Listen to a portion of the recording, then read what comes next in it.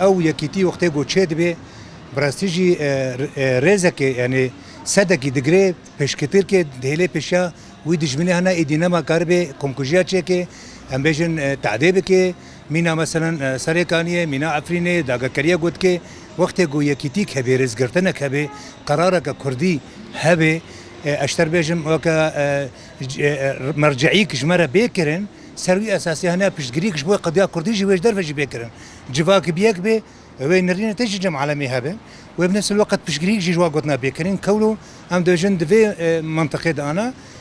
يكيتيك هيا بشجريك هيا ودوزك هيا اما حريك جما دوزكي وحريك جما باشقة وحريك جما الهيلك بخبته مخابن وجهه يعني كيمياء كما يدر كيفن او كما ينقى ما يدي ثاني كما يكرو لك عادي او كما يكشتن شي بين يعني تهجير شي كرن قتل عامتين كرن يعني هم فكر نديرو كردا سير بينا بحصدانا بفيلن جيت هاتيا كرن مينا حلبجا مينا بيجن انفالا مينا دوازاي اداري يعني بحزارها ليه بل النتيجه خو تبدا شيء نريز قرتنا يكيتيا كردي نهف قرتنا وانا بنافي كردياتي بنافي كردواري بنافي بشكتنا بنافي يكيتيكي يدتكاري حرتش يبكي هم دوزا ما في خب كيك هم سر ما في خد سكنه دو نفس الوقت تقوي ايدي تنما مجال دي و كارو خباطه قرج بسر ملدتي دي حدك جردين جبر ايدي تيخو يكرنج علامه تمامي تفقرا خو بكن ويكيتيل دارخن يكيتياما هبونا مايا نه يكيتياما براسيجي يعني بوچبونا كارو خباطه مايا درنگمونا نه براسيجي يعني كارثه يعني مگوجي يعني حكي تبلز نچه تبلز تهري يعني تبلز غافانا بيجبوي يكيتي وتاخير ببي بهورق هالقسم هرن ملتي روجافا ام داخوازيا ما هيا انه يكيتيا ملتي كرتشي ببي ملتيا كردي ملتي يكيتيا ملتي كرتشي نبي ويتم مجازر سريمه دورين وام جميع احزاب خود خوازن وجميع سروكي احزاب خو اقليمي كردستان بي هكي باكور بي هكي باشور بي ام دخوازن يكيتيك شي ببي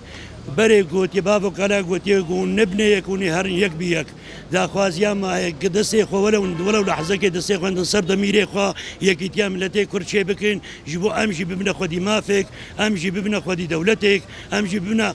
ام دبينين جميع لجنة حقوق الانسان امم متحده تكس افحموش مد دخازن قو ام ببنا يك حتى قو تشكي مره بكن بجا قلي ملتي كرد گری روشنبیرا گری سروکی احزابا یکیتیا خوش خورد بکن یکیتیا خوش چه بکن بس مجازر سری مدورن و ام دخوازن گو كقاعده ملتي كرد يكيتي كي ام دخوازن يكيتيا ما خرد بي ام دبينين كان روش افان نموذج ملتي عرب ملتي خرسيان ملتي اشور ملتي كلدان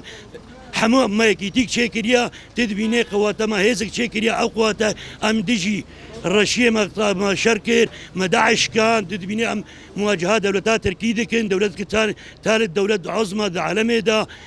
بيكيتيا كردستان شيء بي وملتي مع القليل و اولهي بس شيء بي كيتياما شي نبي تم مجازر ويقالك حلبشة شي ببين ويقالك اليسيلان شي ببين ويقالك جزيرة ونسيبين وآمد وشي ببين ام دبينن مجازر روب روز يدد بين نتيجة شي نتيجة انه ام يكيتي شي ناكن وام باكن جميع احزاب كردي بس دسيخ بن دسيدش من دا يكيتيا وقوتاما بيكيتيا مايا وما يكيتي شكر دولتي عالمي نكارما